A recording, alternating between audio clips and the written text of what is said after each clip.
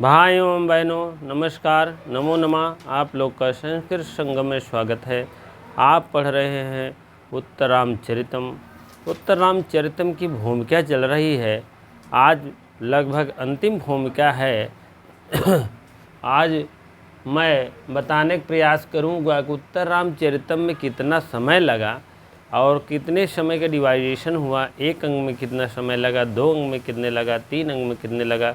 ठीक है, आप लोग देखेंगे। झारखंड पीजीटी के लिए अनिवार्य है और उत्तर प्रदेश टीजीटी और पीजीटी के लिए बहुत बहुत आवश्यक है ये सब।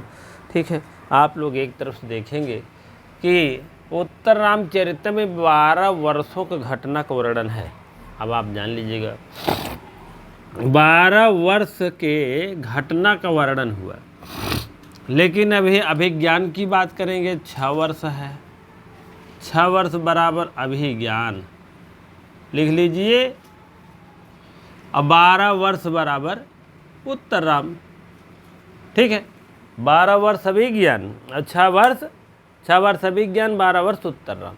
ठीक है, अब इसमें सबसे पहले जो है, इस दिन में प्रारंभ मध्यांतर से होता है। मध्याह्न धन उत्तर। मध्याह्न मीन दोपहर, उत्तर मीन बाद। दोपहर के बाद से ही ये घटना शुरू होती है। राम की माता इसमें आती हैं पहले अंग में। राम की माता सर्वप्रथम आप देखेंगे। राम की माताएं का मतलब माताएं, 2-3 माताएं हैं ना, तो वही है। सबको ही माता कहेंगे कि थोड़ो चाची कहीं हैं। हाँ, राम की माताएं वशिष्ठ, अरुंधति। वशिष्ठ जान रहे कौन है? वशिष्ठ, अरुंधति ए। वशिष्ठ जान रहे हैं, वशिष्ठ ऋषि हैं। अरुंधति उनकी धर्मपत्नी है। ठीक है, अरुंधति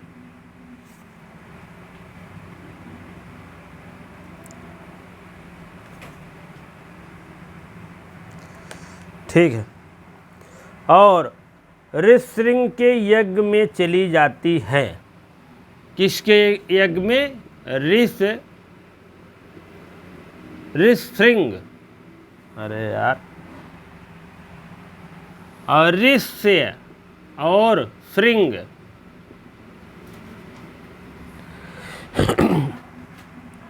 ऋषिशृंग ऋषि हैं। इन्होंने 12 वर्षों का यज्ञ करवाया था। यह कौन है ऋषिशृंग? पहली बात जान लीजिए इनको। ये शांता के हस्बैंड हैं, शांता के पति हैं। अब शांता कौन है जान लीजिए। राम की बहन है, राम की बहन शांता है।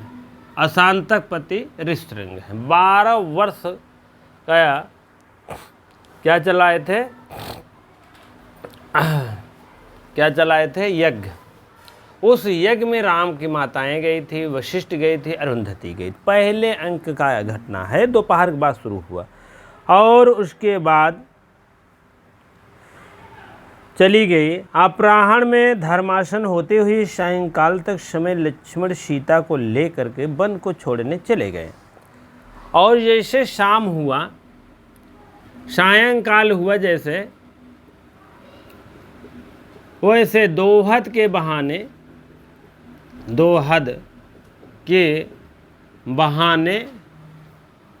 लक्ष्मण ने सीता को वन छोड़ दिया, सीता को जंगल छोड़ दिया। यह पहले अंक का घटना है, छोड़ दिया।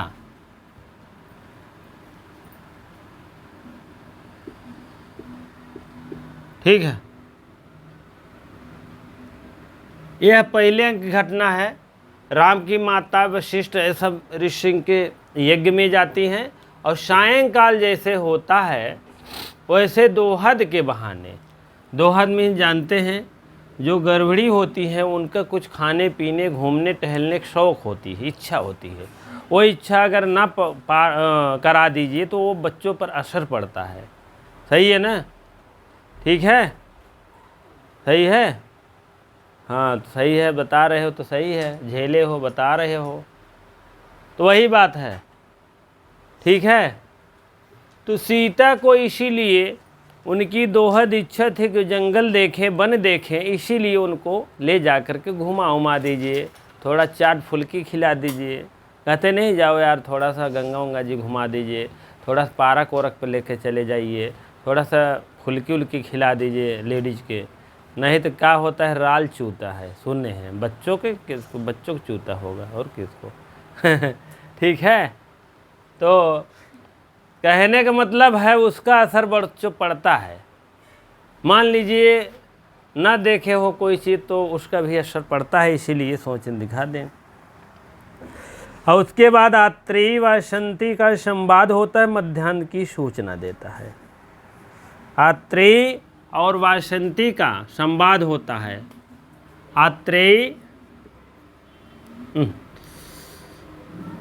आत्रेयी वासंती का संवाद होता है। संवाद होता है, वासंती जान ही रहे हैं, होता है। ये राम के साथ रहती हैं आत्रेयी ने वासंती। और उसके बाद आपको बता दें, आज सब जो है सब आत्रेयी एक तापसी हैं और वासंती जान ही रहे हैं, ये दोनों में बात होती है। पहला अंग भैया समाप्त हो गया है। अब छोड़ने के लिए जाते हैं। नहीं यार, ये तो हाँ दूसरे अंक की घटना बता रहे हैं। अंक संख्या 2। अब देखिए अंक संख्या 2, इस घटना में 12 वर्ष के बाद, इस घटना में 12 वर्ष बाद क्या होता है? कुशलव के जन्म होते हैं। ऋषिसिंह 12 वर्ष के जो युद्ध था, युद्ध मतलब यज्ञ था, वो समाप्त हो जाता है। दूसरे अंक में 12 वर्ष का यज्ञ जो है, यज्ञ समाप्त हो जाता है। किसका? ऋषिसिंह वाला।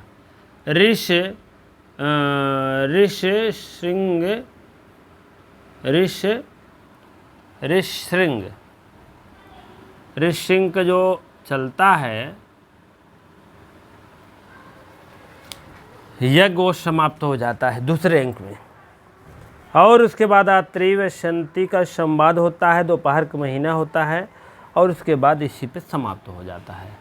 पहला मैंने बताया था आत्रेयी और वासंती का संवाद होता है और 12 वर्ष का यज्ञ चलता है, वह भी समाप्त हो जाता है, ऋषिसिंह वाला दूसरे अंग में। अब तीसरे अंग में देखेंगे आप अंक नंबर 3। अंक नंबर 3 में भैया है, इस घटना और उसी दिन अपराह्न की है, कुश और लव 12वीं वर्षगांठ मनाई जाती है। जैसे यह 12 वर्ष समाप्त होता है, अपराह्न का समय होता है, दोपहर का समय होता है, दोपहर का समय होता है। उस समय में क्या करना है? उसी समय में कुश और लव की 12वीं वर्षगांठ मनाई जाती है। कुश और लव की 12वीं वर्षगांठ मतलब बर्थडे वर्षगांठ मनाई जाती है, 12वीं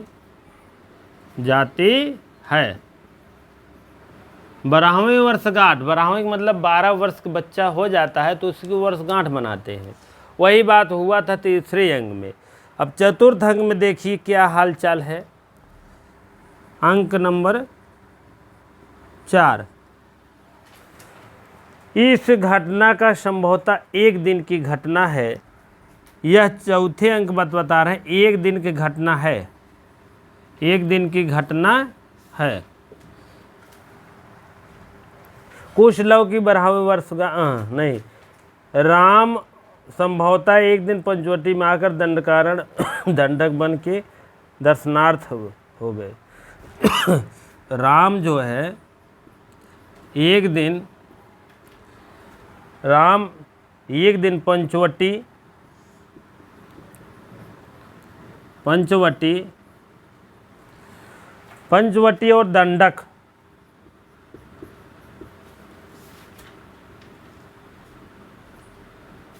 और दंडक दंडक वही दंडकारण हो गया, ठीक है। दंडक वन में दर्शन करने के लिए रुके, दर्शन करने हेतु रुके। कौन रुके? महाराज राम, ठीक है। चौथे अंग में दंडक वन में गए और एक दिन वहाँ रुके, एक दिन घटना है, ठीक है। अब पांचवें अंग में देखते हैं क्या होता है। हाँ, अब पांचवें घटना देख लीजिए। 4 या 5 एक ही दिन की घटना है, 4-5 जान लीजिएगा, क्योंकि आप समझ लीजिए 12 वर्ष तो लगभग वही बीत गया, वही पहले न दूसरे अंक में हो गया था, तो इसीलिए इधर वाला अंक 1-1 घंटा 1-1 दिन का है, जान लीजिएगा। एक दिन की घटनाएं हैं और दोनों के बीच में 1 या 2 घंटे का व्यवधान होता है। पांचवा अंक में 4 और 5 दोनों बता रहे हैं एक दिन घटना है, दोनों में 4-4, 5-5 घंटा का व्यवधान है, अंतर है, ठीक है। छठवें अंक की बात चलते हैं। अंक 5 की घटना के बाद ही छठवा अंक की घटना जो है प्रारंभ होती है, ठीक है। और 4, 5, 6 एक ही दिन की घटना है, जान लीजिएगा। एक दिन 4, 5, 6 एक ही दिन घटना है, तो 2-4 घंटे की बात है।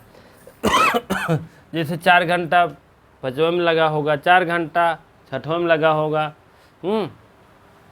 एक दिन की घटना है। और अंक नंबर 6 के प्रारंभ में लव और चंद्रकेत भी उसी में युद्ध भी शुरू हो जाता है, जान लीजिएगा, ठीक है। अब 7वें अंक की बात है, ये भी एक दिन की बात है, अर्थात अगले दिन जो है प्रारंभ हुई। इसी के बाद इस अवसर पर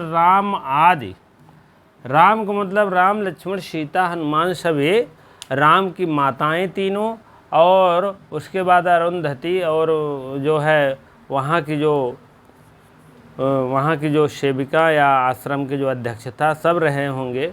और उधर क्या कहते हैं, जनक और उनके भी भाई वही सब लोग उपस्थित थे, कहने का मतलब। तब वह अगले दिन उस आश्रम में नाटक खेला जाएगा, उपस्थित होकर के अगले दिन गर्भ नाटक का दिखाया जाएगा, ठीक है। यही सब घटनाएं घटी हैं। अब इसके बाद हम तो लगभग सब कुछ हो गया है। करुड़ रस का बहुत बड़ा, एको करुड़ रसा बहुत आता है। करुड़ विप्रलंब श्रृंगार का वर्णन किया गया है। फिर से एक बात देखते हैं रसों के विषय में, तब इसके बाद पात्रों का परिचय चलेंगे आगे, ठीक है। एक तरफ से पढ़िए, आने वाले टाइम में हो सकता है नवंबर-दिसंबर तक पेपर सुनाई देता हो जाए। अब आप लोग अवश्य लग जाए।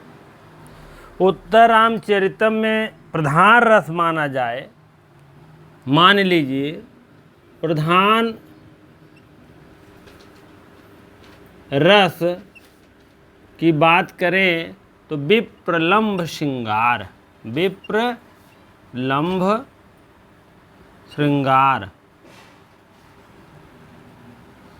ठीक है।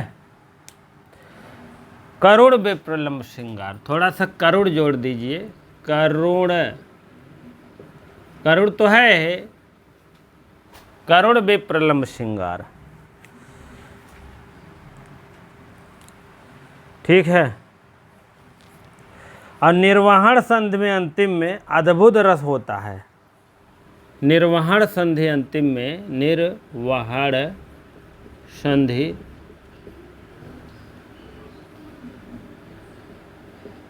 बराबर अद्भुत रस का प्रयोग किया जाता है। रस का प्रयोग होता है।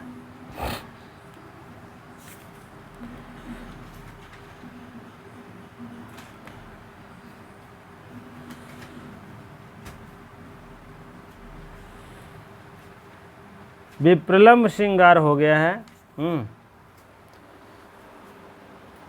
हाँ, अब देखेंगे इसमें प्रधान रस क्या है। प्रधान रस करुड़ है। करुड़ विप्रलम्ब श्रृंगार का प्रयोग किया गया है, ठीक है।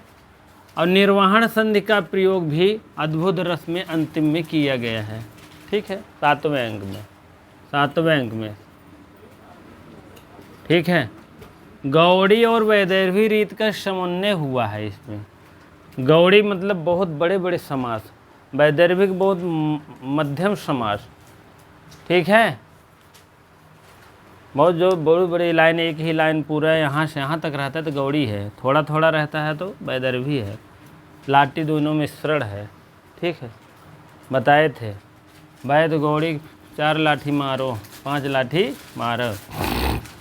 महाभारत में शांत रस का प्रयोग होता है या हुआ है। रामायण में करुण रस का प्रयोग हुआ है। पूरे रामायण की बात कर रहे हैं। पूरे महाभारत में इतना लड़ाई झगड़ा भा, अंत में क्या होगी, शांत होगी, शांत रस प्रयोग होगी। रामायण में इतना सब भा करुण रस है। 3 गुण ये सब अवश्य जानते रहे, नहीं तो कहीं के लड़ाई झगड़ा भवत वीर रस प्रयोग भव, नहीं, गलत हो जाएगा। शांत रस हुआ है। 3 गुण है, माधुर्य प्रसाद ओज, तीनों गुण का इसमें समन्वय है उत्तरामचरितम में, ठीक है। उसके बाद 38 अलंकार का प्रयोग किया गया भैया, जान लीजिएगा। उपमा 74 प्रयोग किया गया है। उत्प्रेक्षा 38 अलंकार का प्रयोग 38 श्लोकों में किया गया है। श्लोक समझ लीजिए, श्लोक, ये भी श्लोक ये भी श्लोक। उपमा 74, उत्प्रेक्षा 38, काव्य लिंक जो है 26 अलंकारों का 26 श्लोकों का प्रयोग किया गया है। कहने का मतलब टॉप 10 पे उपमा है, तब उत्प्रेक्षा है, तब जो है काव्य लिंक है। पहले स्थान पे उपमा ही मानी जाती है, तीसरे स्थान पे है। छंदों का प्रयोग देख लीजिए, 19 छंदों का प्रयोग हुआ है। सबसे ज़्यादा जो है अधिक अनुष्टुप या श्लोक छंद 84 में किए गए। शिखरणी छंद का प्रयोग 30 श्लोकों में किए गए। तीसरे नंबर पर वसंतिल का 26 श्लोकों पर किए गए हैं। जान लीजिए, अगर आएगा सबसे नंबर 1 छंद कौन है ज़्यादा, सबसे ज़्यादा प्रयोग किए गए, तो अनुष्टुप या श्लोक। और अलंकार की बात आएगी तो अलंकार जो है कौन सा ज़्यादा प्रयोग किया गया है, तो उपमा अलंकार का प्रयोग ज़्यादा किया गया है, ठीक है। इसको आप लोग जानते रहें, ठीक है। चलिए देखते हैं अब नाटकीय पात्र कौन कौन है, पात्रों का वर्णन करा दें, तब उसके बाद कल मंगलाचरण करेंगे नंबर 1, उसके बाद तब आगे बढ़ेंगे। हेलो, अब देखिए पात्रों का परिचय देखते हैं। नाटकीय पात्र में जितने नाटक में भाग लिए हैं जो है उनका परिचय थोड़ा सा देख लिया जाए, तब आगे बढ़ते हैं। पुरुष पात्र है भैया, बस पहले देख लीजिएगा और अपना इसको लिख लीजिएगा, एक तरफ से जान लीजिएगा, लिखने पढ़ने से जानकारी होती है, ठीक है। सबसे पहले देखते हैं सूत्रधार। सूत्रधार आते हैं सबसे पहले रंगमंच पर। मंगलाचरण के बाद सबसे पहले सूत्रधार ही आते हैं, जान लीजिएगा। और बताते हैं अपना सूत्रधार नाटक का प्रारंभ करता है, रंगमंच के अध्यक्ष हैं। पूरे रंगमंच के नाटक के कौन अध्यक्ष हैं होते हैं, सूत्रधार होते हैं। अब नट देखिए, नट कौन है, सूत्रधार का सहयोगी एक होता है, वो नट है, नट बोल्ट जिसको कहते हैं, ठीक है। इनका एक सूत्रधार के सहयोगी हैं रामभद्र। रामभद्र जो है, राम को ही रामभद्र कहते हैं, नहीं तो और कुछ समझ लीजिए, ठीक है। रामभद्र और कोई अलग से नहीं है। तो ये अयोध्या के हैं रामभद्र, कि सूर्यवंशी राजा हैं, चंद्रवंशी नहीं, सूर्यवंशी राजा। और नाटक के नाटक में नाटक के नायक हैं यार, नायक मतलब होता है नायक, और नायिका मतलब सीता हो जाएंगे, ये नायक है। ठीक है, पूरे नाटक का नायक कौन है? राम या रामभद्र। लक्ष्मण कौन है? राम के छोटे भ्राता हैं, सुमित्रा के पुत्र भी हैं। ठीक है, कैकेयी के तो भरत पुत्र हैं, जान ही रहे हैं। सुमित्रा के 2 पुत्र थे, एक भरत थे, एक लक्ष्मण थे, एक शत्रुघ्न थे। ठीक है, और जनक कौन थे? जनक, राजा जनक, महाराज जनक जो है मिथिला के थे। कहाँ के थे? मिथिला के राजा थे। राम के ससुर कहते हैं ससुर नहीं के, तो ससुर नहीं ससुर, ससुर अलग चीज़ है। ससुर और ससुर में अंतर जान लीजिएगा। ससुर मतलब होता है, पहले जान लीजिए ससुर। ससुर का मतलब होता है पत्नी के पिताजी, और ससुर का मतलब ससुर, सुर मिला के ससुर। जैसे कोई राग युक्त गा रहे हैं छंदोंद, तो ससुर कहते नहीं, ससुर चलिए, ससुर से युक्त चलिए, राग को कहते हैं राग। ठीक है, नहीं तो और कुछ समझ लीजिए। अष्टावर्ग का मतलब 8 अंगों से विकृत हैं, विकृत अंगों वाले एक महामुनि हैं ये। ठीक है, और उसके बाद वाल्मीकि जान रहे हैं, रामायण के रचयिता हैं और कुश और लव के संरक्षक भी हैं। रामायण लिख रहे हैं, ठीक है, और कुश लव उनके संरक्षक मतलब उनकी रक्षा करने वाले वाल्मीकि हैं। उसी वाल्मीकि के आश्रम में महारानी सीता भी रहती हैं और इनका पालन पोषण भी वहीं पर होता है। वही बात है। सौधातकी वाल्मीकि का शिष्य हैं। अब लिख रहे हैं, कोई लेखक कार्य कर रहे हैं, तो एक शिष्य भी होना चाहिए दाना पानी खाना पाने के लिए।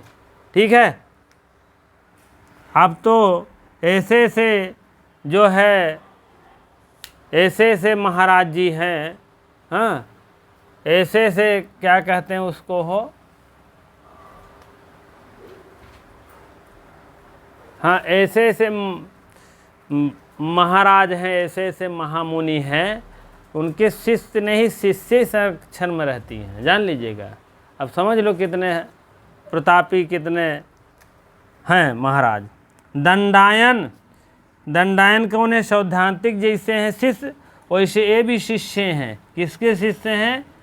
महर्षि वाल्मीकि का शिष्य है। और कुश कौन है? कुश और लव दोनों जान लीजिए, राम और सीता के पुत्र हैं। और लव बड़ा है, जान लीजिए, बड़ा भाई है।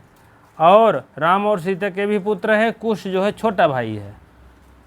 ठीक है, छोटा भाई बड़ा भाई। कुश जो है बड़ा होते हैं, लव छोटे होते हैं। ठीक है, चंद्रकेत कौन है? इसको जान लीजिएगा। चंद्रकेत है लक्ष्मण का पुत्र है। अश्वमेघी यज्ञ हैं, अश्व का संचालन है। जो अश्व का है उसका संचालन वही करते हैं। अश्वमेघी यज्ञ होता है तो अश्व भेजते हैं, तो लव पकड़ते हैं और तुरंत दोनों में युद्ध होता है। ठीक है, तो अश्वमेघी यज्ञ में ही होता है। अश्वमेघ यज्ञ जब प्रारंभ होता है तो उसमें जो है एक घोड़ा छोड़ा जाता है, जो पकड़ लेता है उसी से लड़ाई होती है। लेकिन ये है घरवे की लड़का पकड़ लिया, कहना आओ तुम भी बलशाली मैं भी, जम के होने लगी, तो कोई मतलब नहीं। ठीक है, तो वही बात है। इसको आप लोग इसके साथ बढ़िया से ले लीजिए, लिख लीजिए, नोट्स बना लीजिए भैया। नवंबर दिसंबर तक पेपर हो जाए, अब एकदम लग जाइए फुल एनर्जी के साथ। एकदम जान लीजिए कि एकदम अपने आप को एक गड़ा दीजिए कि एकदम मेरा एक सीट है बस। क्योंकि इतनी कम सीटें हैं, आप ऐसे नहीं करेंगे, अगर अभी से नहीं लग जाएंगे, 8-10 घंटा नहीं पढ़ेंगे तो कोई मतलब नहीं। ठीक, 4-6 घंटा मेहनत करिए, ज़िंदगी भी सुख करिए। नहीं, ज़िंदगी भी सुख करे, 4 घंटा मेहनत करा, हाँ, ऐसा नहीं। ज़िंदगी भी सुख नहीं, ये आप 6 महीने त्याग दे दीजिए अपने आप को हर चीज़ का। अभी तो पता चल रहा है, हुम हो रहा है कि हाँ पेपर होगा होगा होगा। जब डेट आए तब वो भागी हैं कहीं आप बतावा कौन बुक ले खन के गाड़ दे एकदम जान ला, देर रात ऐसे पीस के पी ले जाई हैं जान ले, ऐसा ना होता ही। आप ये शिक्षा है छन छन को गिरती है, आप थोड़ा थोड़ा था आप करेंगे तब जा करेंगे।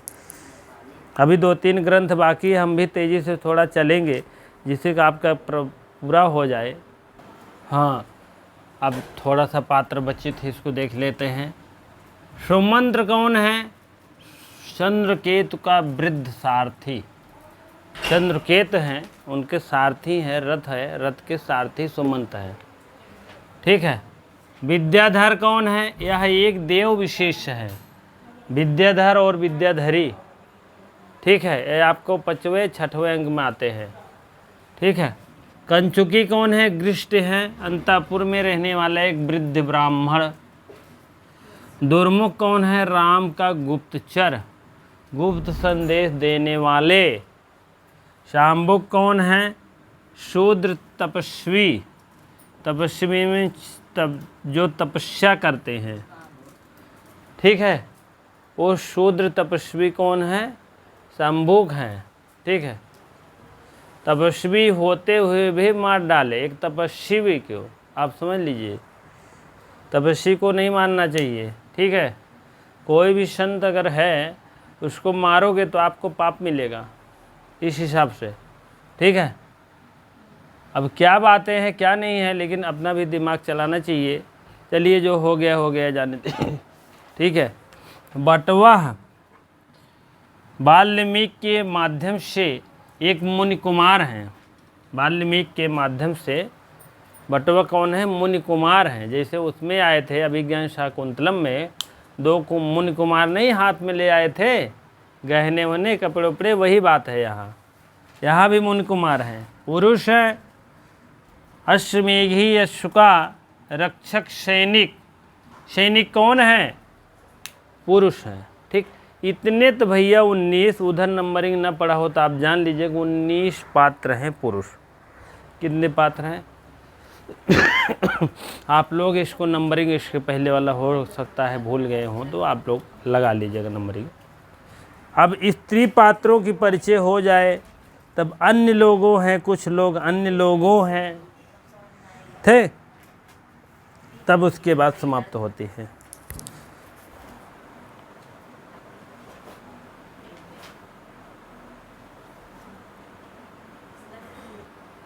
हाँ, चलिए, कुछ स्त्री पात्रों के संख्या है उसको आप लोग देख लीजिए।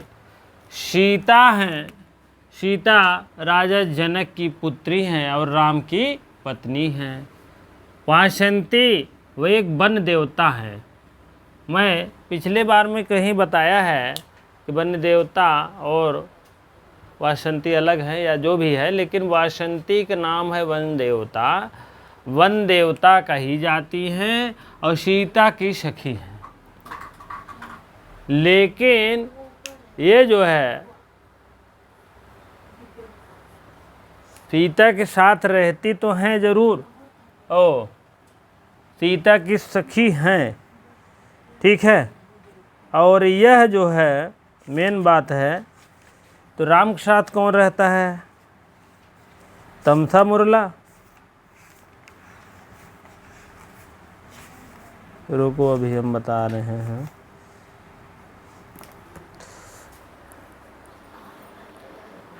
हाँ, ये वन देवता जो है सीता की सखी जरूर हैं, लेकिन वदंड कारण में जब जाते हैं तो यह राम के साथ में रहती हैं। और इनके साथ कौन रहता है? सीता के साथ तमसा रहती है। सीता के साथ तमसा और वासंती के साथ राम, राम के साथ वासंती रहती है। सीता जो है वासंती को नहीं देख पाती है, राम जो है तमसक नहीं देख पाती है, जान लीजिए। ठीक है, वही बात है। यह आत्रेयी एक तापसी हैं, यह तपस्विनी ब्रह्मचारिणी हैं। तमसा एक नदी की अधिष्ठात्री देवी है। मुरला कौन है? तमसा मुरला एक ही समान जान लीजिए, दोनों नदी हैं, नदी अधिष्ठाती देवी है। ठीक है, भागीरथी हैं, गंगा की अधिष्ठात्री देवी हैं, भागीरथी गंगा। पृथ्वी कौन है? पृथ्वी की अधिष्ठात्री देवी हैं, सीता की माता हैं। और कौशल्या कौन है? राम की माता हैं। अरुंधति कौन है? महर्षि वशिष्ठ की धर्म पत्नी है। विद्याधरी कौन है? विद्याधर की पत्नी है। ये मध्यम श्रेणी पात्र है, संस्कृत बोलता है लेकिन छठवें अंक में आपको प्राकृत बोला है। प्रतिहारी कौन है? अंतःपुत्र के द्वारपालिका प्रतिहारी हैं। इतने तो हो गए स्त्री पात्र, जान लीजिएगा। पुरुष पात्रों की संख्या जान गए हैं। स्त्री पात्र कितने हैं? आप 21, 20 से जान लीजिएगा 30 तक। 10 होंगे, 11 होंगे, जान लीजिएगा, क्योंकि एक ये हो जाएगा तो 11 मान के चलिए। 19 से 30 हो गया ना पूरा। कुछ अन्य पात्र हैं, उसके विषय में जान लेते हैं, तब हम आगे बढ़ते हैं। ठीक है, इसके साथ ले लीजिए बढ़िया सा। ठीक है।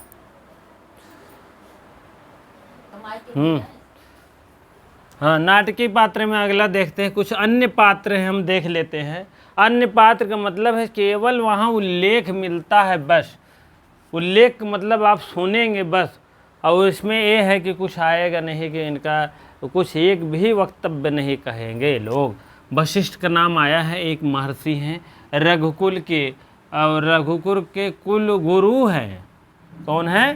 कुल गुरु हैं। शत्रुघ्न का नाम आया है, लक्ष्मण के छोटे भ्राता हैं और सुमित्रा के पुत्र हैं। ठीक है, सुमित्रा के पुत्र हैं। हाँ, उसके बाद ऋषशृंग आपका नाम जानते हो, एक शांता के पति है, राम की जीजा हैं। ठीक है। और लवण, एक लवणासुर नामक राक्षस आते हैं, मथुरा का राजा रहता था। राक्षस हैं, क्या है?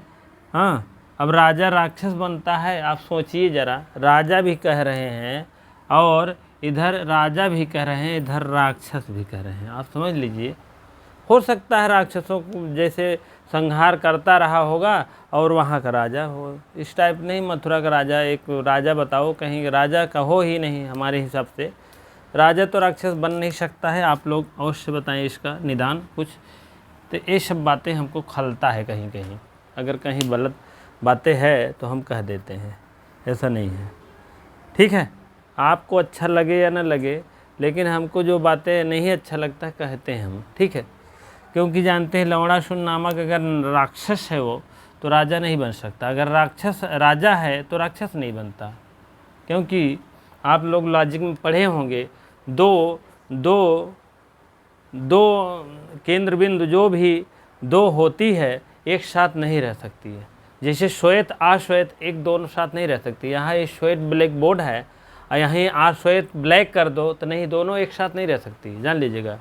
ठीक है, लॉजिक आप लोग पढ़े होंगे तो वही बात यहाँ है। अगर राजा है तो राक्षस नहीं हो सकता है, और राक्षस है तो राजा नहीं हो सकता है हमारे हिसाब से। अब आपकी जो भाई आपकी इच्छा अलग है, ठीक है, लेकिन अब लिखा गया है तो पढ़ना तो पड़ेगा ही। ठीक है। और शांता देखिए, शांता राम की बहन हैं, शांता हैं और इनके हस्बैंड वाइफ हैं, जान लीजिएगा, इनकी पत्नी से शांता। गोदावरी कौन है? गोदावरी नामक एक नदी है, अधिष्ठाती हैं, देवी हैं। ठीक है, अब देवी मान लिए हैं गोदावरी देवी को, तो बात अलग है। लेकिन हमारे हिसाब से अगर ये राक्षस माना है तो राजा मत मानिए। हाँ, क्योंकि राक्षस राजा नहीं हो सकता। अगर राजा बन जाएगा तो अपने प्रजाओं को खा ले जाएगा, ऐसे ही एक एक दिन एक एक प्रजा को खा के निपटा ही देंगे पूरा। ठीक है, अब इसी के हाथ लगे में थोड़ा सा हम आपको जान लेंगे। पात्रों का परिचय हो गया, अब जो है अंकों का नाम थोड़ा सा जान लेते हैं, तब आगे बढ़ेंगे। ठीक है,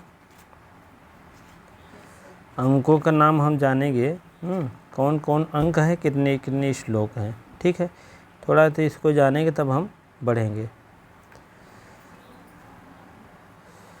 चलिए ठीक है, क्वेश्चन स्टार्ट ले लीजिए। नाम मात्र का उल्लेख मिलता है, बहुत ज़्यादा इनका एक भी श्लोक एक भी कथन आपको नहीं मिलेगा।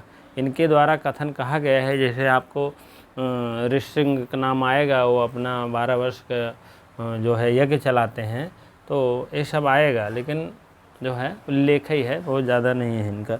कहीं कहीं उल्लेख है, बात ख़त्म हो गई वहीं से। हाँ, अब देखेंगे प्रथम अंक में कितने श्लोक हैं, द्वितीय अंक में अंक हो गया है, अंक का नाम हो गया है, नाम हो गया, और श्लोकों की संख्या हो गई, श्लोक की संख्या। ठीक है, प्रथम अंक में चित्रदर्शन नाम है और 51 श्लोक है। ठीक है, द्वितीय अंक में पंचवटी प्रवेश नाम है, 30 श्लोक है। तृतीय अंक में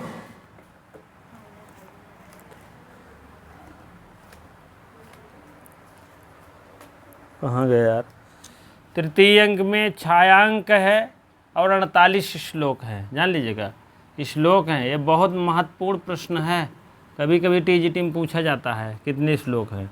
चतुर्थ अंक में कौशल्या जनक का योग है, मतलब कौशल्या जनक का मिलन होता है, 29 श्लोकों में वर्णन है। पंचम अंक में कुमार विक्रम है, कुमार विक्रम मतलब पंचम अंक में जाते हैं दोनों कुमार आते हैं, एक लव एक कुश नहीं, लव और चंद्रकेत दोनों जो है अपनी अपनी लड़ाई लड़ते हैं। परिचय नहीं रहता है तो तमाम प्रक्रियाएं होती हैं दोनों में, अंत में युद्ध समाप्त होता है, जानकारी होती है। उसी को कहते हैं, उसी को क्या कहते हैं, कुमार विक्रम। 35 श्लोक है। षष्ठम अंक कुमार प्रत्याभिज्ञान, कुमार का ज्ञान होता है, अभिज्ञान में पहचान होती है दोनों कुमारों को। ये तो लक्ष्मण के लड़के हैं चंद्रकेत, ये तो भगवान राम के पुत्र हैं लव कुश, तो दोनों में। ठीक है, और सबसे पहले लव कुश का भी प्रत्याभिज्ञान होता है, परिचय होता है, उसके बाद चंद्रकेत का भी होता है। ठीक है, सप्तम अंक में सम्मेलन होता है, सब लोग मिल जाते हैं, जनक भी रहते हैं, भगवान राम और सीता माता, उनकी तीनों माताएं, सब लोग रहते हैं और एक नाटक खेलते हैं वही दोनों बच्चे। ठीक है, उसी को कहते हैं प्रत्याभिज्ञान। ठीक है, इसमें 196, इसमें 256, इसमें 196 श्लोक है शकुंतला में, अभिज्ञान शकुंतलम में, और इसमें 256 है उत्तर राम में। ठीक है, अब इसको ऐसे जोड़ लीजिए, 1 8 1 9 9 9 18 2 20 20 3 23 23 2 25 25 26 हासिल 2, हासिल 2 है, 5 और 2 हासिल पहले जोड़ लीजिए, 7 3 10 10 4 14 14 14 2 16 16 3 19 19 4 20 21 23 23 2 25 हो गया। ठीक है, खटे से जोड़ लीजिए, क्या करना है। ये है कि इस 48 श्लोक को चाहे झारखंड पीजीटी हो चाहे उत्तर प्रदेश टीजीटी हो, एकदम विधिवत एक भी कथन ना छूटे, एक भी श्लोक ना छूटे, कोई भी श्लोक इम्पॉर्टेंट हो सकता है, जान लीजिएगा। आप लोग अब कल से मंगलाचरण स्टार्ट हो जाएगा। मंगलाचरण के बाद मैंने विचार किया कि मतलब प्रथम अंक में जितनी सूक्त वाक्य 51 में आपके प्रथम अंक दृष्टिया में हो जाएगी, द्वितीय अंक में भी 30 अंकों में जितने मतलब इम्पोर्टेंट श्लोक सूक्तियाँ हैं वो हो जाएगी। तब जब छाया अंक तृतीय अंक चलेंगे तो पूरा एक अंक मतलब श्लोक से लेकर पूरा 48 श्लोक की व्याख्या हो जाएगी।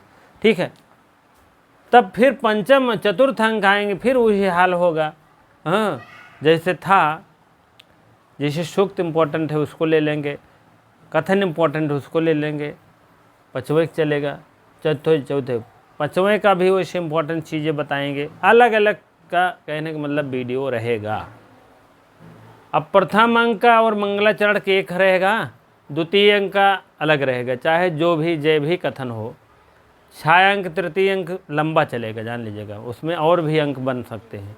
जब मैं चतुर्थ अंक आऊँगा फिर भाग वाइज बनता रहेगा, चतुर्थ वाइज में सिर्फ एक ही भाग में ही निपटाऊँगा।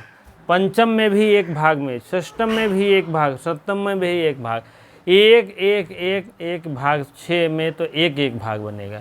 जो छाया अंक बनेगा वो अपना अलग से उसमें काफ़ी, क्योंकि विधिवत होगा वो, ठीक है। इसी टाइप में मैंने सोचा है, आप लोग सहयोग करिएगा, अवश्य लाइक शेयर कमेंट अवश्य कर दिया करें, जो भी हो सके। आप लोग जो नहीं सब्सक्राइब किए हैं अवश्य कर दिया करें, क्योंकि आने वाले टाइम में आपको नवंबर दिसंबर तक हो सकता है टीजीटी के, उत्तर प्रदेश टीजीटी के एग्ज़ाम भी हो सकता है, वही लगभग आपका झारखंड पीजीटी भी हो सकता है, आगे पीछे थोड़ा, ठीक है। इसीलिए आप लोग अभी से लग जाइए, ये मत सोचिए कि एग्ज़ाम की डेट नहीं आई है, कोई सोचना ही नहीं क्या पढ़ें, फालतू जाएगा, क्या मतलब है तेल उतना, जैसे को तो नहीं कुछ हो भी नहीं करे, का जुताई सिंचाई कराई वो में, हाँ, तो ऐसा नहीं है। जब आप खुद किसान हो, जब उसमें जुताई कराओगे, जब उसमें समय सिंचाई कराओगे, जुताई कराओगे, फसल अच्छी बोओगे, कीटनाशक दवाइयाँ डालोगे, तब जाकर अच्छी लहलहाती फसल पाओगे। उसी प्रकार के यह भी टीजीटी कोई भी एग्ज़ाम है, जब तक आप पहले से नहीं लगोगे, जब तक पूरी तरह से एक एक करके नहीं पढ़ोगे, उसमें कीटनाशक दवाइयाँ नहीं डालोगे बीच बीच में, कहने का मतलब कीटनाशक दवाइयों का मतलब है बीच बीच में टेस्ट पेपर देते रहिए। अगर कोई भी ऐसा व्यवधान आ रहा है तो उसको हटाइए आप, ऐसा नहीं है, व्यवधान और समस्याएं सबके पास है। धीरे धीरे समस्या से अवगत हो करके आगे अपना काम निपटाते हुए चलेंगे तो उसमें क्या है, आपका ही भलाई होगा, ठीक है। ये मेरे दूसरे के नहीं होगी। एक किसान कहीं भी रहता, उसको एक टेंशन रहती है अपने खेती के लिए, अपने कार्यों के लिए, अपने उत्तरदायित्वों को लिए, ठीक है।